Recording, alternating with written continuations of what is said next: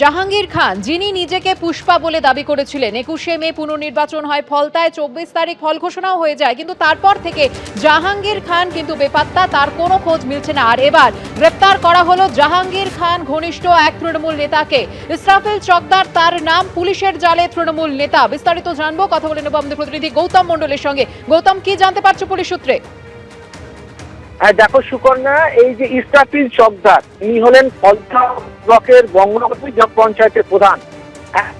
হতে পারে যে জাহাঙ্গীর বাহিনী যারা পুরো এই ফলতাকে কন্ট্রোল করতো, তার মধ্যে অন্যতম সদস্য ছিল এই ইসরাফিল চকদার।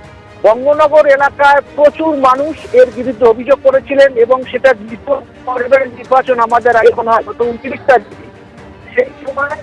সেই সময়কে হুমকি দেওয়া, বিভিন্ন মানুষকে ভোট দিতে যাওয়া, বাধা দেওয়া, একাধিক ঘটনা অভিযোগ ছিল। এছাড়া পাশাপাশি গত কয়েক বছর, 10 বছরের বেশি সময় ধরে ওই এলাকায় একাধিক বেআইনি কাজকর্ম, মানুষকে হুমকি দেওয়া, কাজ থেকে বসিয়ে দেওয়া, মারধর করা, টাকা আদায় করা, একাধিক অভিযোগ ছিল ইসরাফিল চকদার এবং ইসলাম সরকারের বিরুদ্ধে আগেই অভিযোগ দায়ের হয়েছিল নির্বাচন কমিশন নির্দেশে। এছাড়া বেশ কয়েকটা পুরনো মামলাও রয়েছে এর বিরুদ্ধে, কিন্তু তৃণমূল জামানায় পুলিশ একে ছুঁয়ে দেখতে পায়নি।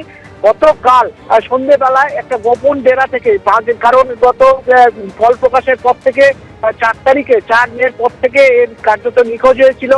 গতকাল পুলিশ গোপন সূত্রে খবর পেয়ে একটা গোপন ডেরা থেকে ওকে প্রথমে আটক করে, তারপরে রাতেই তাকে গ্রেপ্তার করা হয়েছে। এই ইসরাফিল চকদারের বিরুদ্ধে মারধর, হুমকি, প্রতারণা, একাধিক মামলা রুজু করা হয়েছে এবং আজকে তাকে ডায়মন্ড হারবার মহকুমা আদালতে পেশ করা হবে। ধন্যবাদ গৌতম।